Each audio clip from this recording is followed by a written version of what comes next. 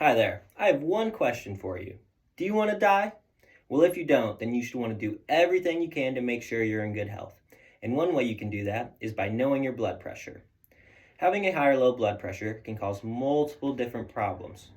Things like having a heart attack, stroke, kidney problems, eye problems, heart disease, and even dementia has been linked to having a high or low blood pressure.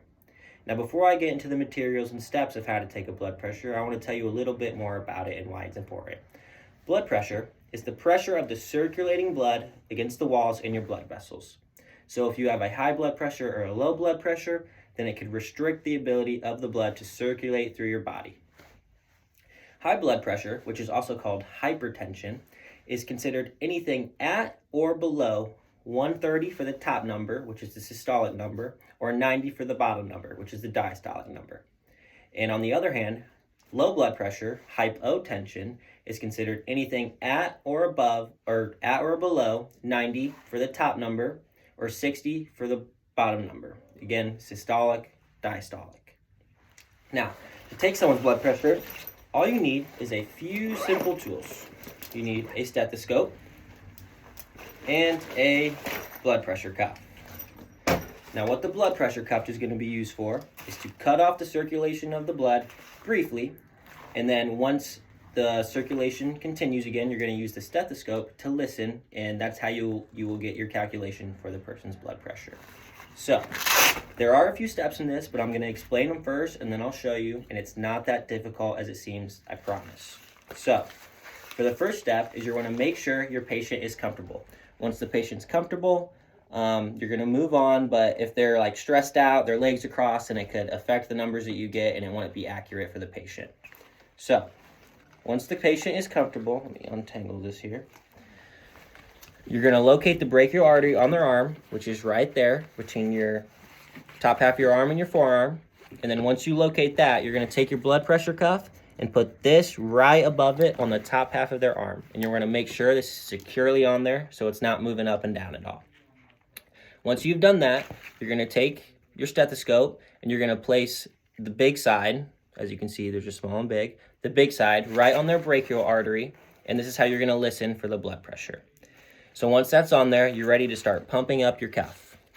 Now, to tighten this, you twist this to the right. To loosen it, you twist it to the left. So righty-tighty, lefty-loosey.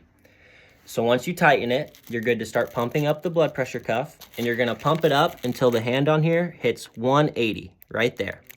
And then once it hits 180, you're ready to start deflating. So you're going to deflate it at around 2 millimeters of mercury per second, or just 2 of the very little tiny bars on there per second. And that's just so you can get an accurate reading and you don't speed through it. And then once you start deflating, you're just going to listen.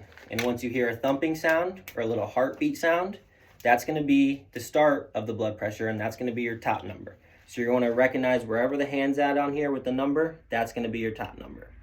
Now, once you hear the thumping, you're just going to keep deflating until the thumping stops. And then once the thumping stops, wherever the hand is at on here, whatever number, that's going to be your bottom number, or your diastolic blood pressure. All right, so I have a patient here. So first step, are you comfortable, sir? Yes, I am. Good, good. All right, so you cleared the area, located the brachial artery right there. Gonna place that right above it. Put this on there tightly. Take my stethoscope, put it right on the brachial artery. Tighten my gauge and inflate it until I hit 180 right there. And now I'm going to deflate it slowly. Now I'm just waiting for a thumping. All right, and I hear it. Just going to keep listening. All right, and it stopped. All right, so I got my numbers. I'm going to record the data.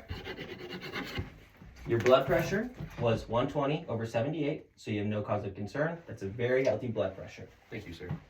And that is how you can take someone's blood pressure and make sure they're not going to die.